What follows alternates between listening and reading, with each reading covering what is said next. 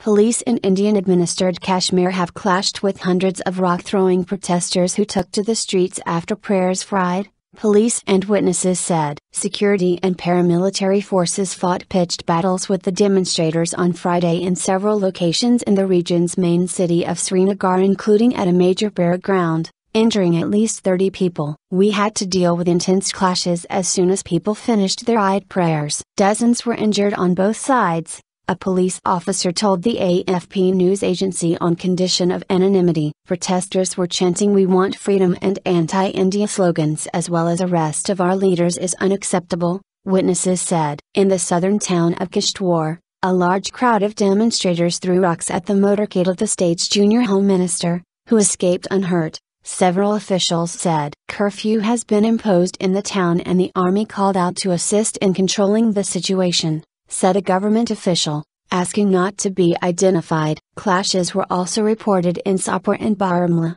two other main towns in the region. House arrest. The protests followed the house arrest of a top separatist leader on the eve of the Muslim Eid al-Fitr festival. Separatist leader Said Ali Jilani had called for peaceful protests immediately after riot prayers against human rights violations by government forces in the tense Himalayan region. Kashmir is divided between India and Pakistan by a heavily militarized line of control, with both countries claiming the disputed territory in full. The two nuclear-armed South Asian rivals have fought 3 wars, 2 of them over Kashmir, since their independence from British colonial rule in 1947.